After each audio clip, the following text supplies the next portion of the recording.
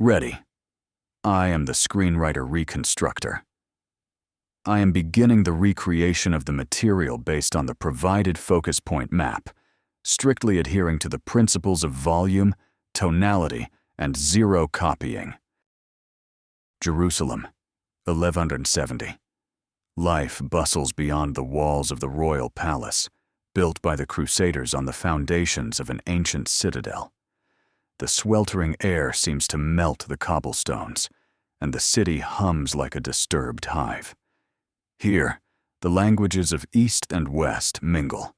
The clang of steel is lost in the drone of prayers, and the scent of incense and spice cannot mask the stench of filth.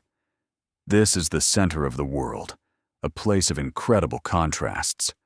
But behind the thick palace walls, a very different atmosphere prevails. In the cool of the palace gardens, where the murmur of fountains drowns out the city's noise, 9-year-old Prince Baldwin, son of King Amalric, plays with the children of the kingdom's most noble barons. Like young falcons, they dart among the trees, their carefree laughter echoing down the secluded pathways. Here, in this oasis of calm, the heir to the throne lives in a world of childhood serenity.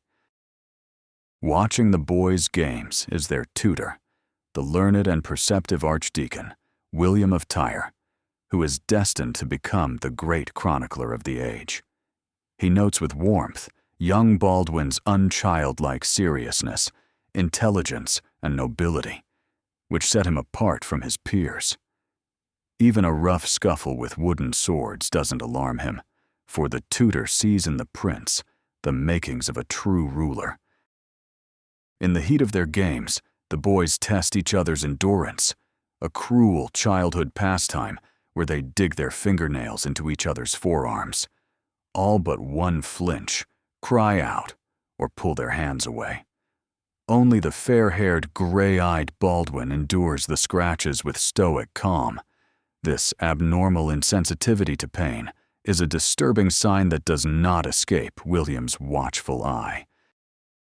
At first, the tutor attributes it to bravery, to the hot blood of the Angevin dynasty. But the scene repeats itself, day after day. Admiration gives way to unease, which, like a pebble in a shoe, grows into a sharp, cold stone of dread. After another game, William calls the prince over. The recurring strangeness compels him to move from observation to a direct question. Trying to keep his voice casual, William takes the boy's right hand. The skin is warm, but something is wrong. The tutor runs a finger over the scratched forearm and asks if it hurts. Looking at his teacher with clear, serious eyes, Baldwin replies without a hint of bravado that he feels nothing. This simple admission becomes for William a moment of terrible insight. The prince's answer turns the tutor's world upside down. The sunlight dims, and the singing of birds sounds like a funeral dirge. The gurgling fountain counts down the kingdom's last peaceful moments. William, who had studied not only sacred texts, but also the works of ancient physicians, understands everything.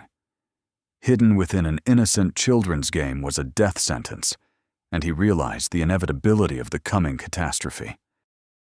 Insensitivity to pain in the limbs was not a sign of fortitude, but a sinister omen, the whisper of a curse. It was the cardinal symptom of leprosy, a disease considered in those times to be more terrifying than any war. It was seen as the finger of God, a punishment for the sins of one's ancestors, signifying a slow and inescapable death in life. The prince was afflicted with the most terrible of all diseases. That day, an invisible crown of martyrdom descended upon the 9-year-old boy's head. Fate had destined him for a short life, seared by pain and glory. He was to become the final, brilliant flash of the Kingdom of Jerusalem before its decline, and to enter the annals of history as Baldwin IV, the Leper King. His suffering would become the key to his greatness, but to understand his feat, one must understand the world in which he lived. The story of Baldwin is the story of a dying youth saving his kingdom. The Crusader state in the 12th century was no ordinary nation. It was an island of Frankish feudalism in the heart of the Islamic world, a mirage born from the fanatical faith, greed, and desperate courage of its founders, the warriors of the First Crusade. Life here was like living on a volcano, a constant struggle for survival. The kingdom's founding was an act of supreme religious triumph and monstrous cruelty. The capture of Jerusalem in 1099 was accompanied by a massacre, after which, according to the eyewitness Raymond of Aguilers, rivers of blood flowed ankle-deep through the streets. On this blood was built the state that Europeans called Outremer. It was born in violence, and this defined its precarious future. The first ruler, Godfrey of Bouillon, refused to wear a golden crown where Christ had worn one of thorns. His brother, Baldwin IV, was less scrupulous and became the first king. Their primary task was to hold a narrow coastal strip from Beirut to Gaza, surrounded by Muslim emirates eager to reclaim Al-Quds, Jerusalem, for the banner of the Prophet. Holding on to power was a monumental mission. The kingdom's population was an explosive mix. At the top of the social pyramid was a minuscule ruling minority, the Franks, descendants of crusaders from various European countries. Their total number across all the lands of Outremer, including the Principality of Antioch and the counties of Tripoli and Edessa, did not exceed 150,000 people. They were catastrophically few to maintain control. A step below in the hierarchy was a colorful conglomerate of local inhabitants. Eastern Christians, Syriac Jacobites, Armenian Monophysites, Orthodox Greeks retained their faith but paid taxes to Frankish lords. Even lower were the Muslims, who were tolerated as the primary labor force and taxpayers, subject to a special tax, the jizya. The majority of the population was conquered and disloyal. This multinational and multi-confessional cauldron, which also included communities of Jews and Samaritans, required both military force and flexible diplomacy to govern. However, the Frankish barons, accustomed to settling matters with the sword, often lacked the latter. Managing this world was an extremely difficult task, demanding constant vigilance. The foundation of the kingdom's military might was the feudal levy. Each baron, upon the king's call, would provide a contingent of soldiers, with a corps of several hundred heavily armed knights, the elite of medieval warfare. But these forces were critically insufficient to control the borders and the restless population. The kingdom's very strength was its greatest weakness. A key role in the defense of Outremer was played by unique organizations of the time, the military religious orders of the Templars and Hospitallers. Their members took vows of poverty, chastity, and obedience, but dedicated their lives to the holy war against the infidels. These warrior monks were the kingdom's primary striking force. The orders were, in essence, the first standing army in history. Answering directly to the Pope, not the king, they possessed the most powerful fortresses, such as Crac de Chevalier, and fielded the most disciplined and fanatical warriors. Their independence and wealth made them the backbone of the defense, but also dangerous political players that everyone had to reckon with. The kingdom's economy rested on agriculture. The fertile lands of Galilee and the coastal plains yielded grain, olives, grapes, and sugarcane, which was precious to Europeans. However, the main source of wealth was transit trade. The port cities of Acre, Tyre, and Beirut served as Europe's gateways to the east, bringing in colossal revenues. This trade in silk, spices, and other exotic goods was controlled by the Italian maritime republics, Venice, Genoa, and Pisa. They provided fleets to transport pilgrims and troops and assisted in sieges of cities, receiving in return entire quarters in the ports, trading privileges, and tax exemptions. Their commercial interests often conflicted with the kingdom's military objectives, creating yet another internal conflict. The political system was a copy of European feudalism. The king was considered merely the first among equals, and his power was severely limited by the haute cour, the council of the most powerful barons and high clergy. Any important decision, whether declaring war or imposing a tax, required their consent. Powerful lords, like the princes of Galilee, were practically independent rulers in their own lands. It was into this world, fraught with external threats and internal contradictions, that Baldwin, son of King Amalric III and Agnes de Courtenay, was born on November 13, 1161. He came into the world on the cusp of great upheavals. The golden age of the kingdom was coming to an end, and in the east, a new, formidable power was rising, one that would unite Islam. The story of Baldwin's parents is a mirror reflecting all the vices and passions of the Jerusalem court. Their union, which began as a love story, turned into a political scandal that left a deep scar on the kingdom's future and, in many ways, predetermined the tragic fate of their children. The parents' personal drama became the foundation for the coming state catastrophe. Baldwin's father, Amalric, was the second son of King Fulk of Anjou and was not prepared to rule. He grew up in the shadow of his older brother, the future Baldwin III, and was given the important county of Jaffa and Ascalon. This fief on the southern border was under constant threat from the Egyptian Fatimids, which hardened him as a warrior. Amalric was the complete opposite of his charming and generous brother. Tall and stately, but with a slight stutter, he was reserved, inquisitive, and well-versed in law. At the same time, chroniclers, including William of Tyre, noted his greed and that he was overly fond of carnal pleasures. He was a complex and ambiguous figure, but also a skilled warrior and a far-sighted politician. In 1157, Amalric married Agnes de Courtenay, the daughter of the ruler of the fallen county of Edessa. The fall of this Eastern Crusader outpost in 1144 to the Atabeg Zengi had been a shock to the Christian world and the cause of the failed Second Crusade. Agnes came from a noble but completely ruined family that had lost all its possessions. The Courtenay family was left with nothing, and Agnes, the widow of Baron Renier of Marache, arrived in Jerusalem without a dowry. She was dazzlingly beautiful, intelligent, and ambitious, but also completely unscrupulous. Chroniclers described her as a dissolute, greedy, and power-hungry woman who pursued only her own interests. Her reputation was, to put it mildly, questionable. Despite this, Amalric was captivated by her beauty.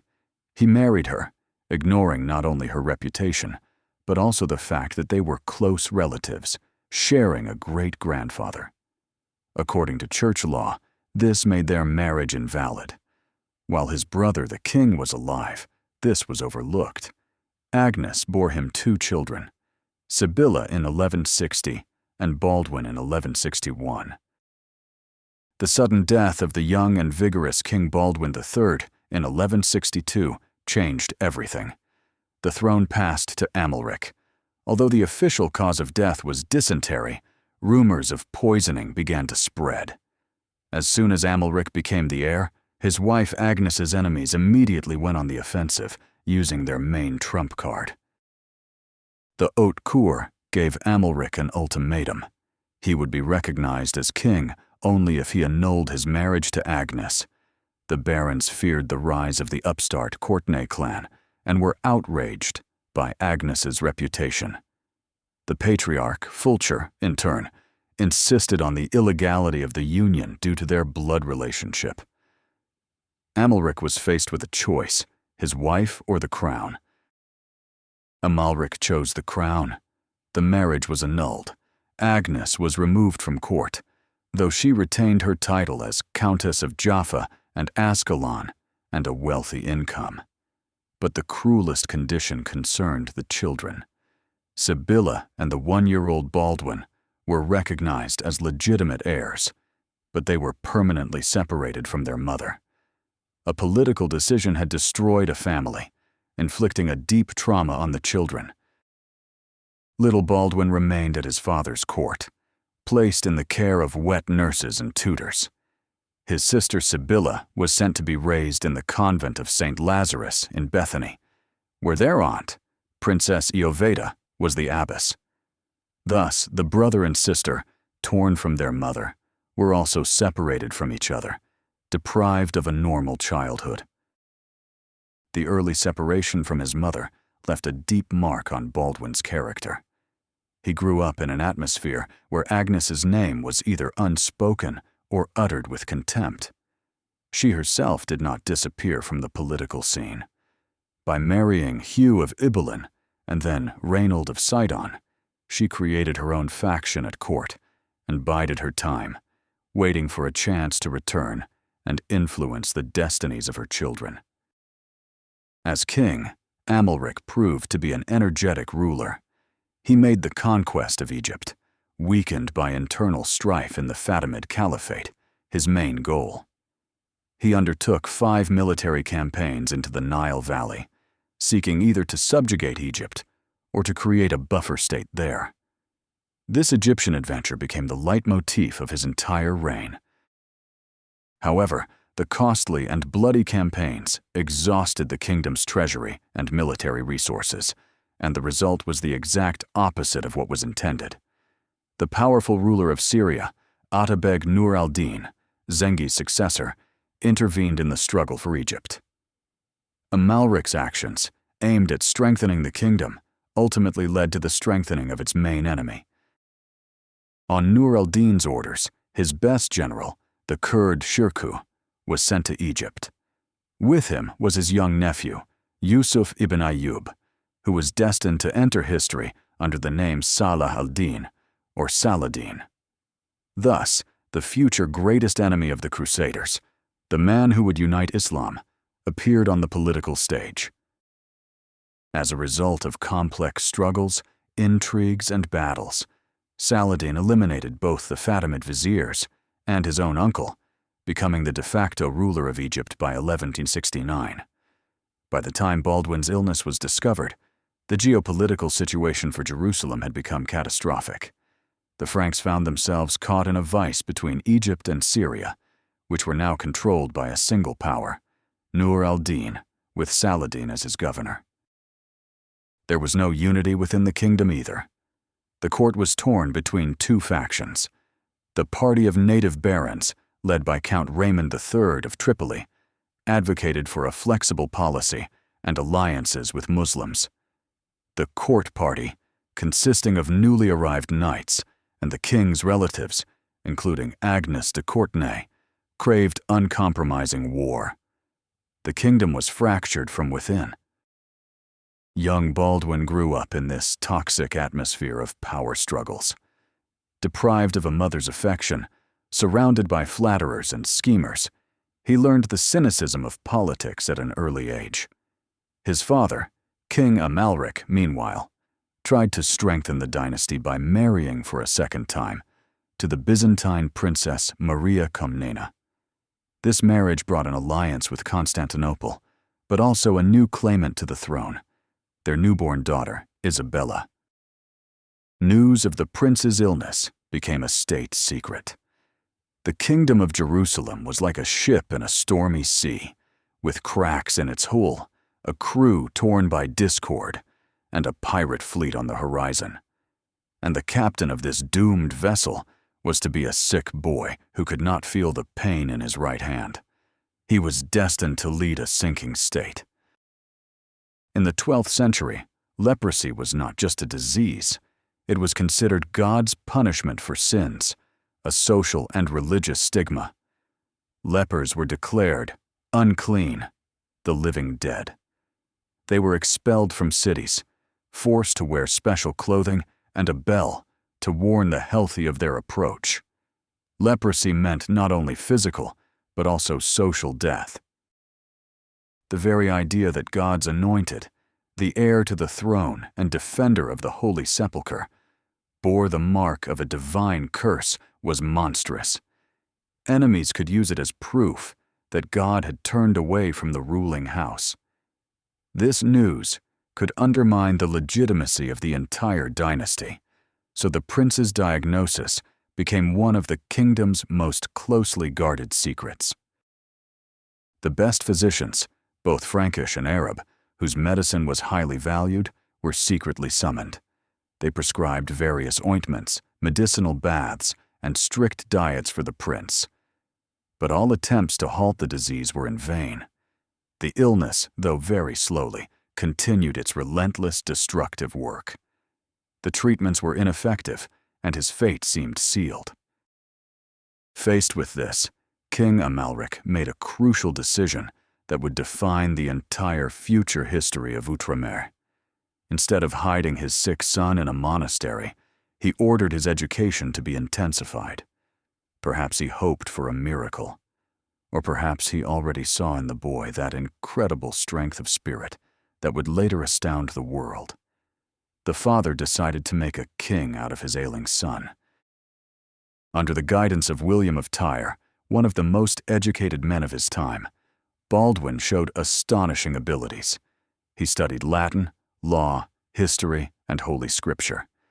His tutor noted with admiration his phenomenal memory and sharp analytical mind, which allowed him to grasp the most complex political issues. Intellectually, the prince was a brilliant student. The chronicler writes that Baldwin was a very capable student who easily developed his innate talents. Like his father, he loved to listen to stories of historical events and the deeds of his ancestors, and he also quickly became a fine horseman. His natural gifts were quite diverse, but in the most crucial area, he faced the gravest test. However, in what was most important for a Crusader monarch, martial prowess, Baldwin faced a seemingly insurmountable obstacle. His right arm and leg were gradually losing sensation and growing weaker. For a knight whose life depended on his ability to wield a sword, a lance, and control a horse, this was tantamount to a death sentence. But it was here that his legendary character began to be forged. Baldwin refused to give up. Unable to grip the reins tightly with his weakened right hand, he spent hours in grueling training, learning to control his horse solely with the strength of his legs, gripping the steed's flanks with his knees with astonishing power. The horse became an extension of his will, a feat that amazed even experienced warriors. The sword was more difficult. His right arm failed him, preventing him from delivering strong, crushing blows. Baldwin compensated for this with incredible courage and tactical thinking. He learned early on that his main weapon was not brute force, but his mind, capable of finding weaknesses in the enemy's defense and making split-second decisions. He turned his weakness into a unique leadership strength. This daily, exhausting struggle with his own body forged an iron will within him. From childhood, he was accustomed to enduring pain, hiding suffering, and overcoming weakness. While other boys were learning to wield weapons, he was learning to wield himself. This inner discipline and a core of tempered steel earned him the immense respect of the kingdom's hardened barons. King Amalric, seeing his son's progress, became convinced of the correctness of his decision. He began to actively involve Baldwin in the governance of the state, taking him to meetings of the haute cour, introducing him to the barons, and initiating him into the subtleties of the diplomatic game. The young prince absorbed everything like a sponge, receiving the best practical education from his father's hands. Watching Amalric, Baldwin learned to read people, to see their hidden motives, and to understand the interests of various factions. He saw how his father navigated between the powerful orders of the Templars and Hospitallers, how he tried to contain the ambitions of his vassals, and how he played a complex diplomatic game with Byzantium and his Muslim neighbors. He was learning the art of realpolitik in practice. This education was cut short by a sudden tragedy. In 1174, when Baldwin was only 13, King Amalric returned from a campaign and fell ill with dysentery. The doctors were powerless. Feeling death approach, the king summoned the haute cour and officially proclaimed his sick son as the sole heir to the throne. Baldwin's childhood was over. On July 11, 1174, Amalric IV died. The kingdom held its breath in anxiety. A 13-year-old boy, whose terrible illness was already an open secret among the nobility, was to ascend the throne. And at that very moment, the enemy at the gates was growing stronger. A few months earlier, Nur al-Din had died, and his entire empire, from Syria to Egypt, was passing into the hands of the far more formidable Saladin.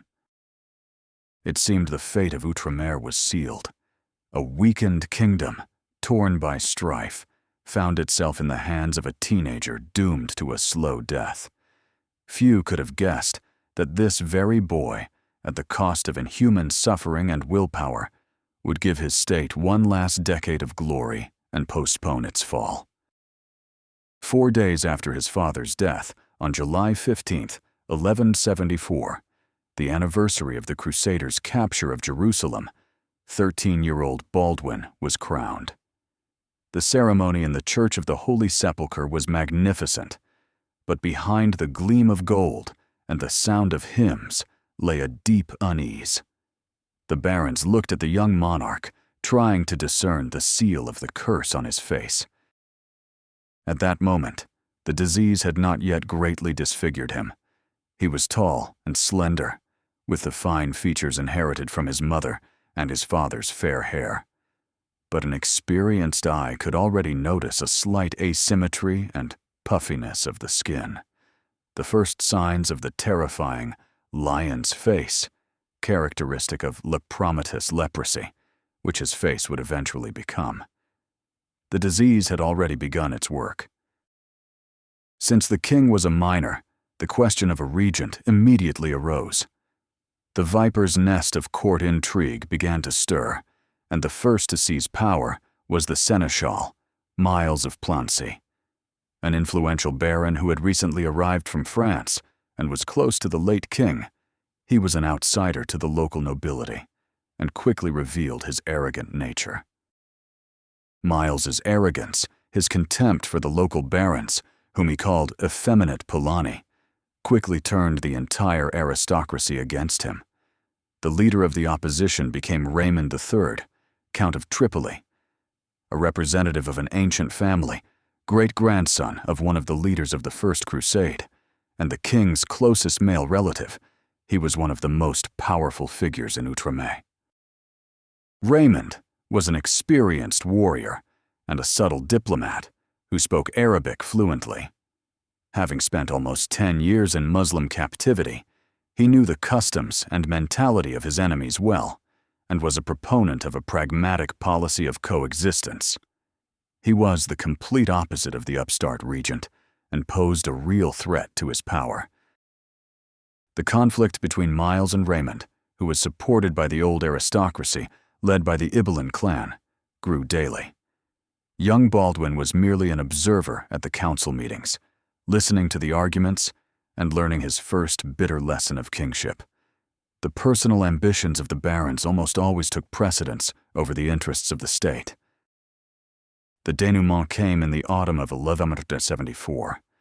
Miles of Plancy was stabbed to death in a narrow street in Acre. The assassins were never found, and there was no direct proof of Raymond's involvement. Yet everyone in the kingdom understood perfectly who was behind the crime. After this, the haute cour, without further argument, confirmed the Count of Tripoli as regent, or bailli of the kingdom. Thus began Raymond's regency, which lasted for 2 years, until Baldwin reached the age of 15, the age of majority for the kings of Jerusalem. The Count of Tripoli proved to be a wise and cautious ruler, whose main task was to secure a peaceful respite for the kingdom in an extremely dangerous situation.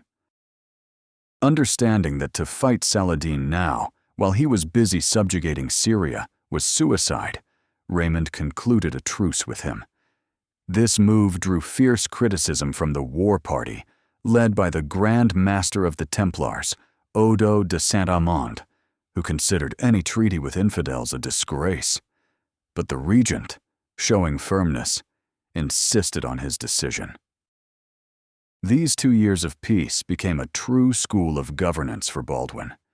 Unlike Miles, Raymond treated the young king with great respect, not excluding him from affairs, and involving him in the discussion of all important state matters. Baldwin eagerly absorbed the knowledge, preparing for the moment he would take power into his own hands. Observing the regent, Baldwin studied the art of diplomacy, the intricacies of feudal law, and military strategy. During this period, he also began to take his first independent steps, forming his own circle of trusted individuals on whom he could rely in the future.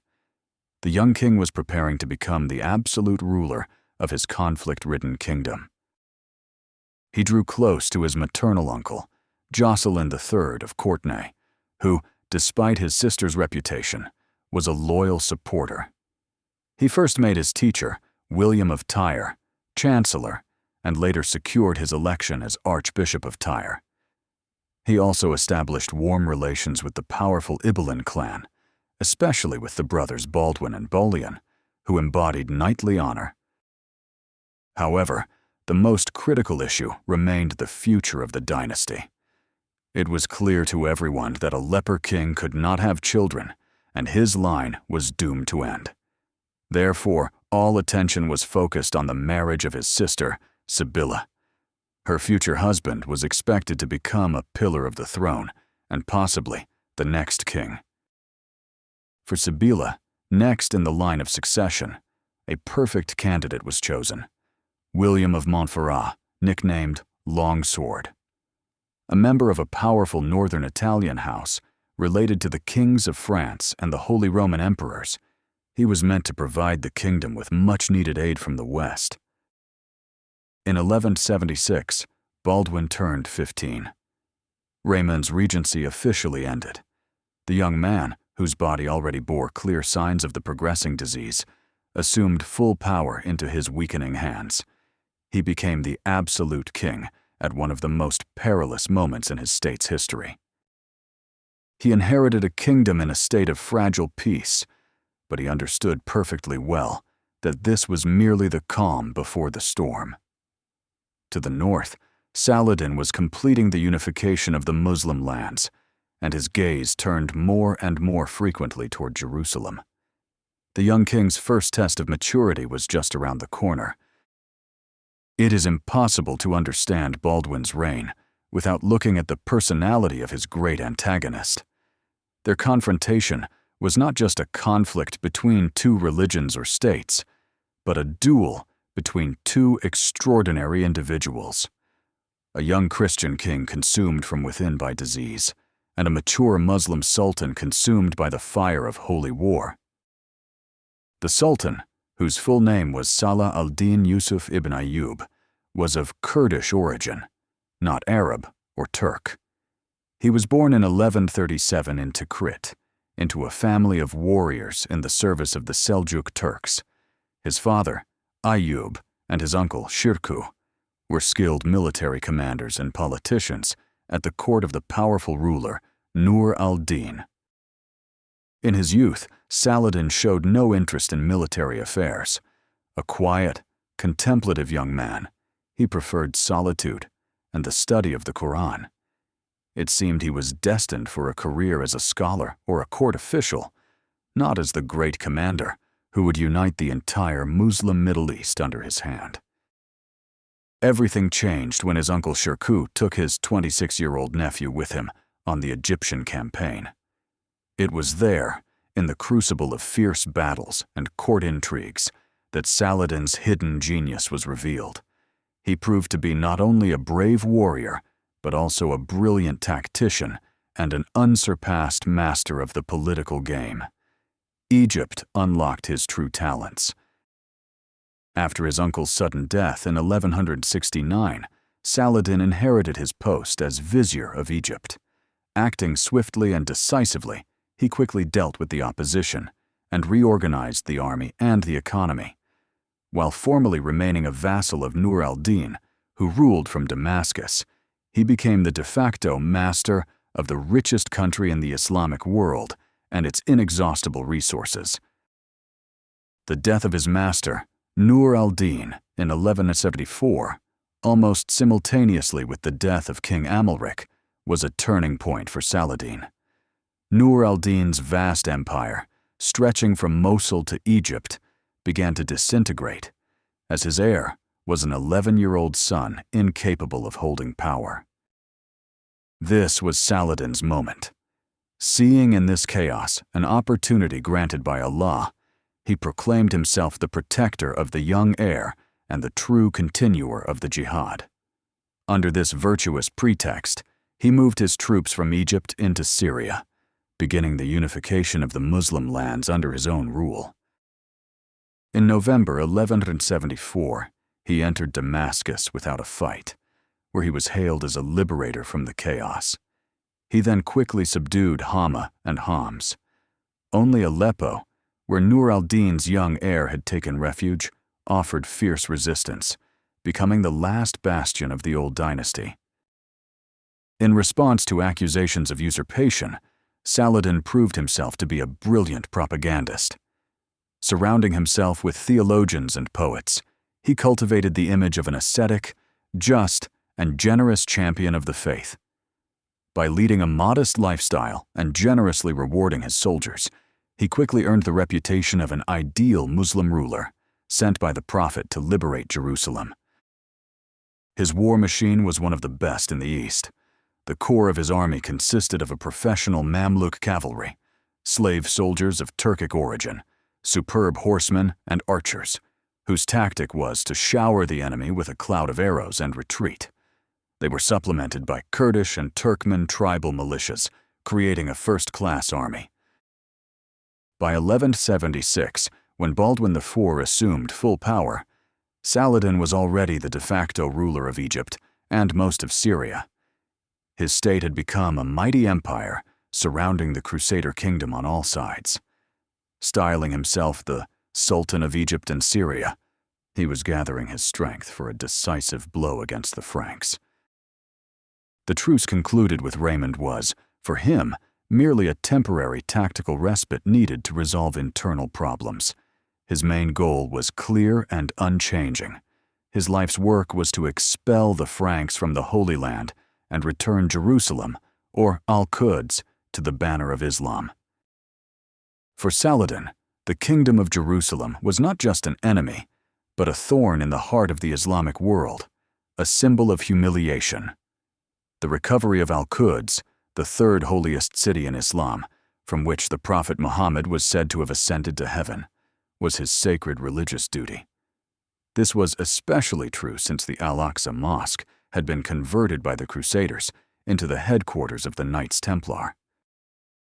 Baldwin and his counselors watched with growing anxiety as the Muslim lands were united under a single ruler. They understood perfectly well that a clash was inevitable. The only question was where and when the Sultan would strike. The young king and his kingdom prepared to face the most formidable military force the Middle East had seen in 100 years. The autumn of 1177 would forever be etched in the kingdom's history. It was the year that became the moment of truth for the 16-year-old Baldwin. The year he had to prove, not so much to his enemies or his subjects, but to himself, that despite his illness, he was a true warrior king and the protector of his people. It all began with a fatal strategic error. An influential European noble, Philip, Count of Flanders, arrived in the Holy Land with a large contingent. Instead of helping to defend the southern borders, he, along with Raymond of Tripoli and the forces of Antioch, went north to attack Syrian cities. The kingdom's main forces had abandoned the south, leaving it defenseless. Saladin could not miss such a brilliant opportunity. Deciding the moment for a decisive strike had come, he assembled a huge army of 20,000, consisting mainly of elite Mamluk cavalry, and invaded the kingdom from Egypt. His plan was audacious: to bypass the border fortresses and strike directly at a defenseless Jerusalem, defended only by a sick boy king. When news of the invasion reached the capital, the city was plunged into panic. All seemed lost. But it was at this moment that the 16-year-old Baldwin displayed his iron will. Refusing to hide behind the walls, he announced a muster of all available forces for an immediate march to meet the enemy. The young king had decided to give battle. The forces Baldwin managed to gather were ridiculously small. Under his banner stood only about 375 knights, including 80 Templars, under the command of Grand Master Odo de Saint-Amand, and a few thousand infantrymen. It was the army of a David marching against a seemingly invincible Goliath. The odds were completely stacked against them. Despite his worsening health, Baldwin insisted on personally leading the army. At his side were legendary figures like the Ibelin brothers and the infamous Reynald of Châtillon. And before the army, the Bishop of Bethlehem carried the kingdom's most sacred relic, a fragment of the true cross, which filled the soldiers with desperate resolve. The small Crusader army moved toward Ascalon, the last major fortress on Saladin's path to Jerusalem. They managed to enter the city just ahead of the Muslim army's vanguard, only to be immediately blockaded. The situation seemed hopeless. A handful of warriors were trapped, cut off from the rest of the world. Confident in his overwhelming superiority, Saladin made a fatal mistake. He considered the force trapped in Ascalon to be no threat, and, leaving only a small screening force, moved on with his main army toward Jerusalem. He allowed his troops to spread out along the road and engage in plundering nearby villages, completely losing their battle formation. But Baldwin had no intention of sitting out a siege. Launching a daring sortie, his army crushed the weak screening force left by Saladin and gave chase. Moving along the coast, on November 25th, 1191, near the hill of Montgisard, not far from Ramla, the Crusaders caught up with the Sultan's relaxed and unsuspecting army. The Muslim force was taken completely by surprise. Spread out on the march, burdened with loot and captives, Saladin's soldiers at first couldn't believe their eyes when they saw the unfurled banners of the Franks. They were not expecting an attack and were utterly unprepared for battle.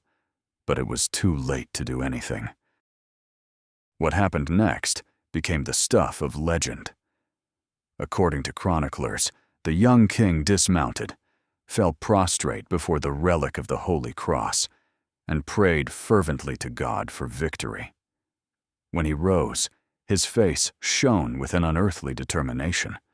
He gave the order, and the small Christian army crashed into the huge but disorganized mass of the enemy. At the vanguard, like a battering ram, charged the iron-clad Templar cavalry. Alongside them, the knights under Baldwin's personal command threw themselves into the attack. It seemed as though his illness had receded that day. He fought like a lion, and his example inspired his warriors to incredible feats of valor. The Crusader charge was devastating. Under the force and fury of this blow, Saladin's massive army wavered and then fled. The Mamluks, caught off guard, had no time to form up for their favored tactic of archery and were drawn into close combat, where the heavily armored Frankish knight was without equal. The battle instantly turned into a merciless slaughter. The rout was complete. Saladin's personal guard, consisting of 1,000 of his best Mamluks, was almost completely annihilated. The Sultan himself barely escaped, fleeing the battlefield on a swift racing camel. His army ceased to exist.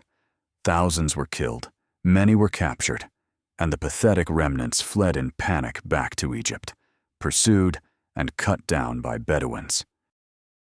It was the most crushing defeat in Saladin's long and glorious career. Baldwin IV and his handful of heroes returned to Jerusalem in triumph. The 16-year-old Leper King, who had achieved the impossible, instantly became a living legend throughout the Christian world. He had proven that the strength of the Spirit could conquer any infirmity of the flesh and overcome countless enemy hordes. The victory at Montgisard gave the kingdom almost 10 years of peace and security. It took Saladin years to rebuild his army and his shattered prestige. For Baldwin, this was the peak of his glory. However, while the hero celebrated his victory, new intrigues were already brewing in the viper's nest of the Jerusalem court, intrigues that would prove more dangerous than any external foe. Triumph on the battlefield did not solve the main internal problem, the succession. The king's disease was progressing relentlessly, and it was clear to everyone that he would not live long and would leave no direct heir. All eyes turned to his elder sister, Sibylla. Her hand and the future of the kingdom became the main prize in a brutal political game that would ultimately lead the state to the brink of the abyss. Sibylla was the complete opposite of her brother. Where Baldwin, hardened by suffering, was rational and placed duty above all else, Sibylla was passionate, impulsive, and easily influenced. Raised in a convent, she craved secular life and power, having inherited her mother Agnes's beauty and boundless ambition. Her first husband, William Longsword, who had seemed like a perfect match, arrived in the kingdom in 1176. However, fate dealt a cruel blow. Just a few months after the wedding, the young and brave nobleman fell ill with malaria and died. He left Sibylla pregnant, and she soon gave birth to a son, who was named Baldwin in honor of his uncle. This boy became the nominal heir to the throne. But the weakened kingdom needed not an infant heir, but a strong man, a king consort, capable of leading the army after the inevitable death of Baldwin IV. The search for a new husband for the widowed Sibylla became an arena for a fierce struggle between court factions, each pursuing its own agenda. The party of native barons, led by Raymond of Tripoli and the Ibelin clan, sought to prevent outsiders from gaining power, promoting their own candidates. Meanwhile, the court party, headed by the king's mother, Agnes de Courtenay, looked for a man who would become their pliable puppet. Their circle included odious figures like Reynald of Châtillon and the Grand Master of the Templars, Gerard de Riedfort. In 1180, a young knight from Poitou named Guy de Lusignan arrived in the Holy Land.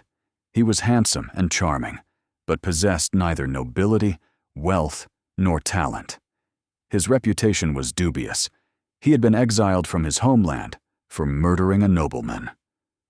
Sibylla fell head over heels in love with this talentless adventurer and decided to tie her fate to him. Agnes de Courtenay and her faction immediately saw Guy as the ideal candidate. Handsome, weak-willed, and completely controllable. They began to actively promote his candidacy at court. Baldwin IV, whose condition was steadily deteriorating, was at first adamantly opposed to this union. He understood perfectly well that Guy was an empty and worthless man, incapable of ruling the country. The king, tormented by his illness, was under colossal pressure. His sister begged him, his mother intrigued, and at the same time, there was a threat of a coup from Raymond of Tripoli, who wanted to marry Sibylla to his own candidate, Baldwin of Ibelin. Fearing division and civil war at the worst possible moment, Baldwin gave in. He made the biggest and most fatal mistake of his life by consenting to this marriage. The marriage of Sibylla and Guy de Lusignan, which took place on Easter 1180, was a dark day for the Kingdom of Jerusalem. Even the king's loyal chronicler, William of Tyre, wrote with bitterness that many were shocked that such a noble lady was given in marriage to a man renowned for neither intelligence nor valor. The union was seen as a catastrophe from the very beginning. The consequences were not long in coming. Having gained the status of the king's brother-in-law, Guy de Lusignan immediately revealed himself to be arrogant and incompetent, completely under the influence of his wife and her mother. The rift in the kingdom deepened. The old aristocracy, led by Raymond and the Ibelins, openly despised the new favorite, refusing to obey him. The country was split into two warring camps. Baldwin watched in horror as the fruits of his fatal decision tore the kingdom apart from within. He tried to navigate between the factions, to reconcile his enemies, but his physical strength was rapidly failing. The leprosy had entered its next stage. He began to lose his sight, and non-healing ulcers appeared on his hands and feet. He could no longer sit on a horse and had to be carried on a litter. In 1182, during another invasion by Saladin, Baldwin was already so weak that he could not personally lead the army. He was forced to appoint his brother-in-law, Guy, as regent and commander-in-chief. Guy immediately demonstrated his complete incompetence. Having assembled a huge army, he stood for several days opposite Saladin's forces, but showing cowardice, never dared to give battle and shamefully retreated. When news of this humiliation reached Baldwin, his fury was terrible. Mustering his last reserves of strength, he stripped Guy of the regency and command of the army. He then tried to force Sibylla to annul her marriage to the contemptible coward. But the stubborn and infatuated princess, seeing her husband as the path to her own throne, flatly refused. Baldwin could not undo his mistake. Then the dying king took a desperate, unprecedented step. To ensure that Guy would never come to power after his death, he decided to crown his 5-year-old nephew, Sibylla's son from her first marriage, as his heir. The coronation of Baldwin IV took place in November 1183 in the Church of the Holy Sepulchre. The scene was both tragic and majestic. The frail, blind, and ulcer-covered Baldwin IV was carried into the church on a litter and placed next to the throne. When the patriarch placed the crown on the little boy's head, the dying king, gathering his last strength, raised himself and personally crowned his nephew with a second, larger crown, symbolically transferring power to him. This act was compared to a dying lion passing on its legacy to a small lion cub surrounded by a pack of jackals. To secure the future, Baldwin appointed his longtime opponent, Raymond of Tripoli, as regent for the child king, the only one he could now trust. It seemed that at the last moment he had managed to save the kingdom, but the seeds of destruction had already been sown. By the end of 1183, his suffering should have finally broken the 22-year-old king. The disease had turned his body into a ruin. He was blind, his limbs were mutilated, and every movement caused excruciating pain. Most people in his condition would have long since faded away. But within his dying body, the unquenchable fire of royal duty still burned. And fate gave him one last chance to show it. Saladin, seeing the strife in Jerusalem, decided to strike a new blow. His target was one of the kingdom's most important fortresses, the formidable Kerak in Transjordan, which was the key to controlling the caravan routes linking Egypt and Syria. The castle's lord was the man Saladin hated most, Reynald of Chatillon. This knight embodied everything the Muslims despised in the Crusaders. He was treacherous, cruel, and greedy. He had repeatedly broken truces, plundered caravans, tortured prisoners, and even launched a daring raid toward the Red Sea, threatening the holy sites of Islam. Saladin had personally sworn to cut off his head. In the autumn of 1183, Saladin laid siege to Kerak. The occasion was a lavish wedding being held in the castle. Reynald's stepson, Humphrey of Turan, was marrying the king's half-sister, the 11-year-old Princess Isabella.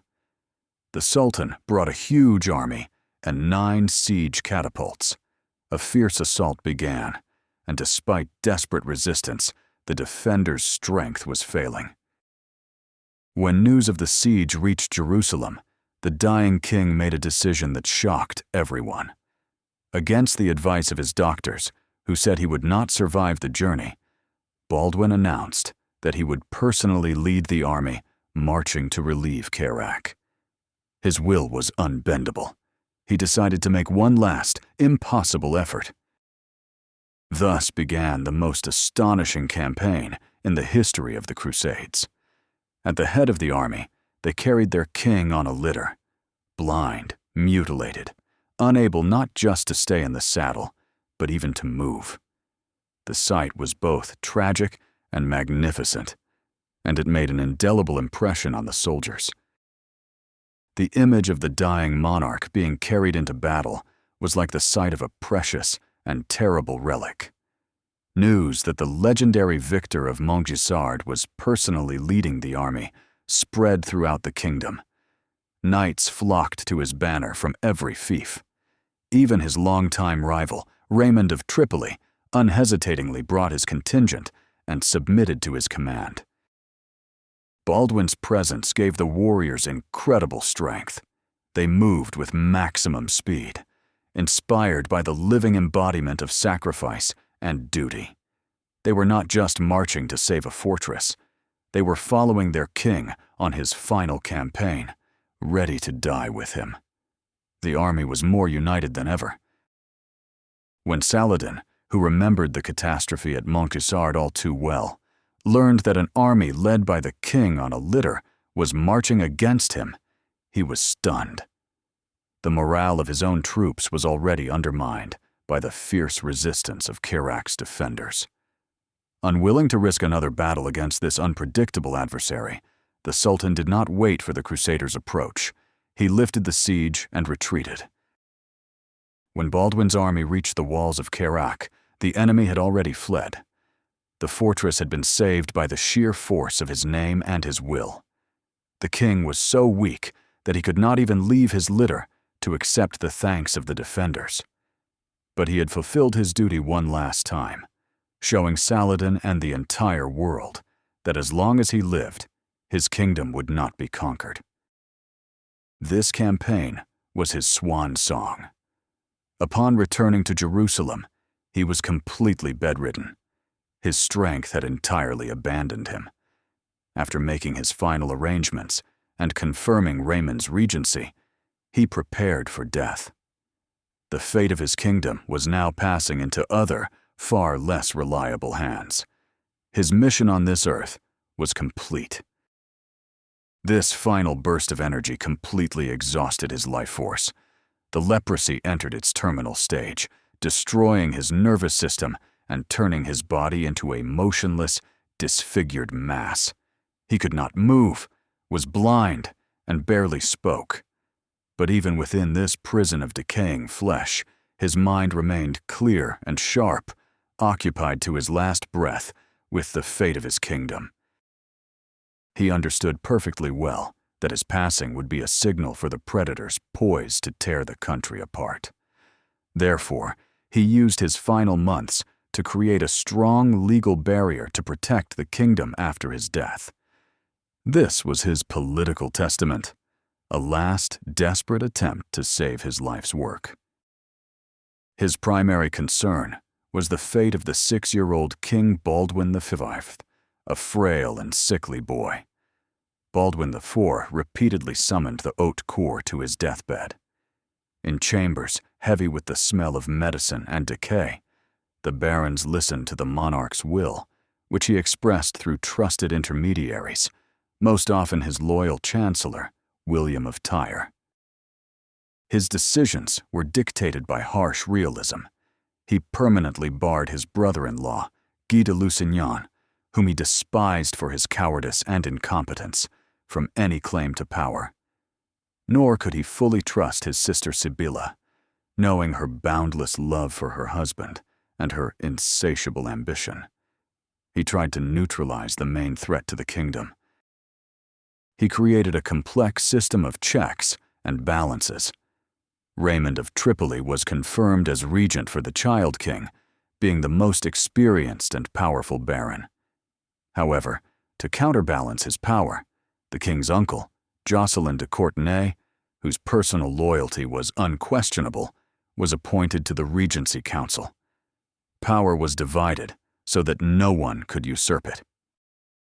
Baldwin transferred all the military power of the kingdom, the key fortresses and castles, to the control of the military religious orders, the Templars and Hospitallers. This was a wise move. The orders answered not to the regent, but directly to the Pope, and could act as an independent force to prevent a coup. The army was removed from the control of political factions.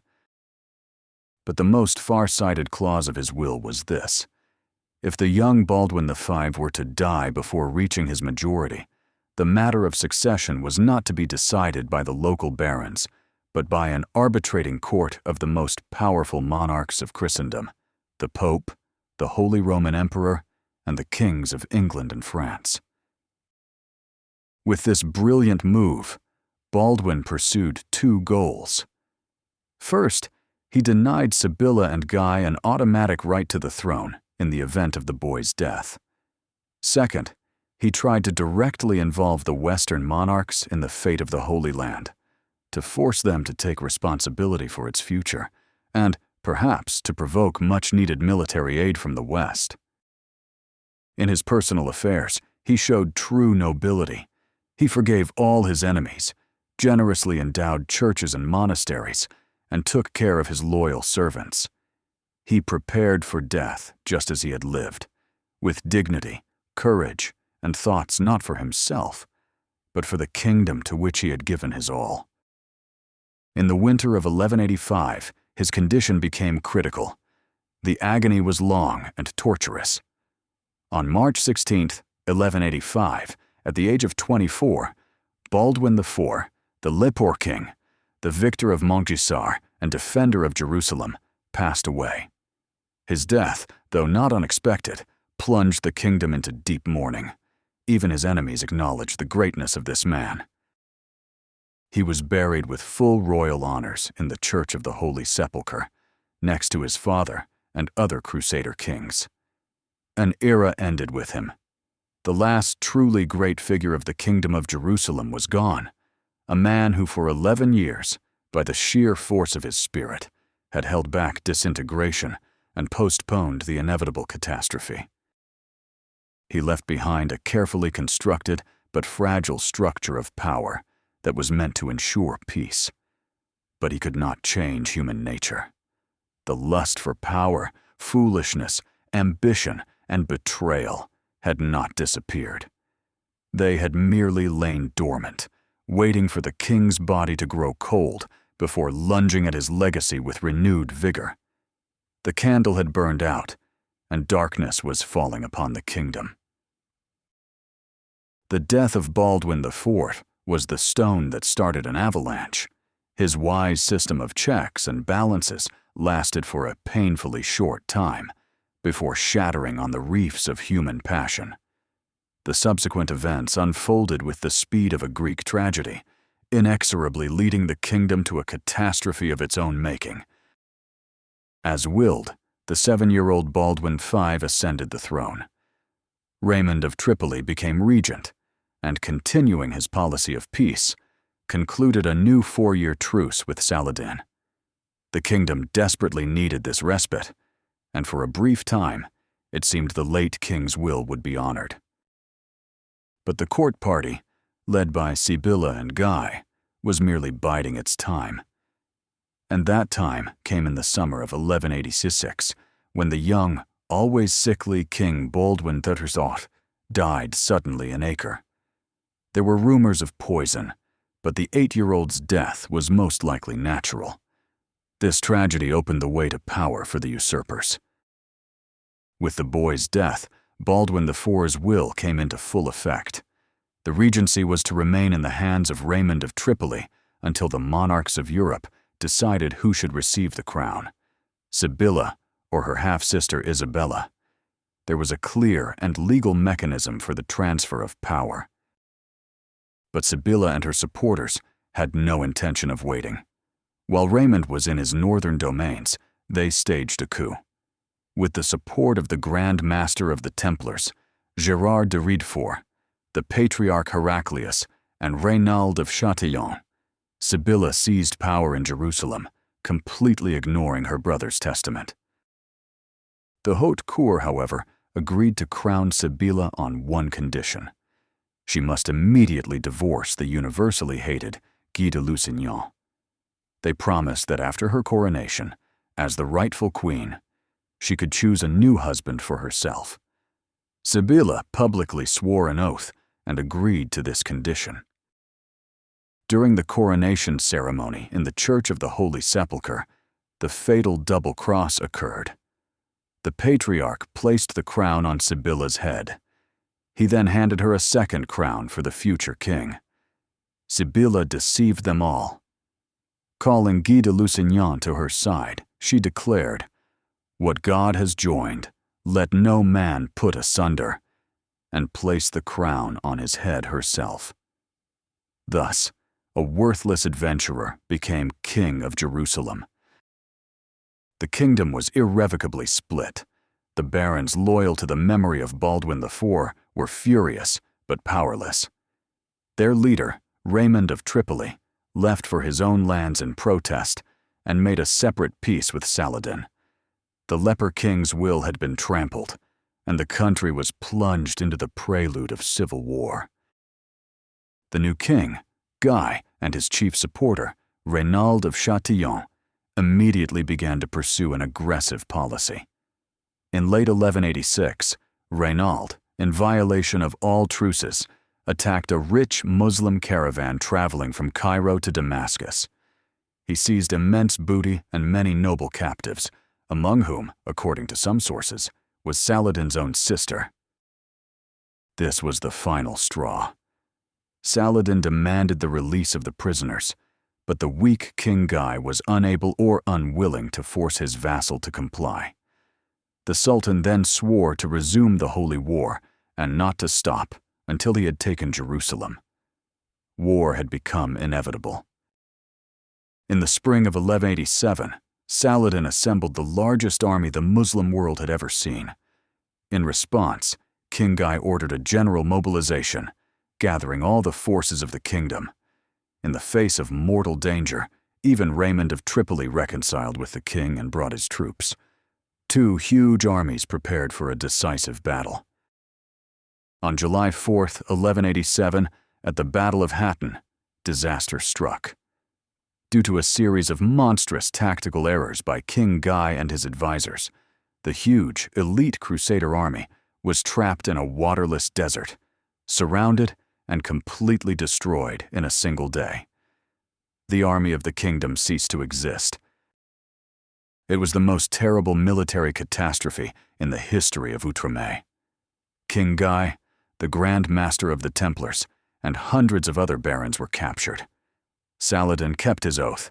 He offered Reynald of Châtillon the choice to convert to Islam and, after his refusal, personally beheaded him. The entire elite of the kingdom was either wiped out or taken prisoner. After Hattin, the kingdom was left defenseless. Cities and castles surrendered to Saladin one after another. On October 2nd, 1187, after a brief siege, Jerusalem capitulated. The dream of Baldwin IV, the cause for which he had given his crippled life, collapsed into dust just 2.5 years after his death. So, what is the legacy of the Leper King? If judged by the final outcome, his reign could be considered a tragic failure. He could not prevent the schism, and his kingdom fell almost immediately after he was gone. But such an assessment would be superficial and deeply unjust. Baldwin IV's legacy lies on a completely different plane. He is an eternal symbol of how the human spirit, an unbendable will, and a sense of duty can be stronger than any physical suffering, stronger even than death itself. he is proof of the limitless potential of a human being. In an age when a monarch's greatest virtue was physical strength, he ruled as a cripple. He was victorious while on the verge of death. For 11 years, he almost single-handedly held the entire edifice of the Kingdom of Jerusalem on his fragile shoulders, restraining the centrifugal forces within and repelling the most powerful ruler of the Islamic world from without. As long as he was alive, Saladin was never able to achieve a decisive victory. As long as he was alive, Jerusalem remained Christian. Through his will and his suffering, he gave his kingdom a whole decade of life, a decade it should never have had. His ultimate tragedy is that he was the last of his kind. After him, there was no one left in the kingdom who combined royal blood, political wisdom, and an unbreakable will. The people who succeeded him proved to be pygmies, and in an instant, they squandered everything he had preserved with such inhuman effort. The story of Baldwin IV is not a story of success. It is a story of great and tragic resistance against fate. It is the tale of a boy who became a king who became a martyr, and a martyr who became an eternal legend. Such examples make us reflect on the limits of the human spirit, and we will continue to tell them. So subscribe to our channel, give us a like, and share your thoughts in the comments. This legend is about how a fading candle in the darkest hour can shine brighter than the sun, leaving behind an eternal memory of its unearthly light.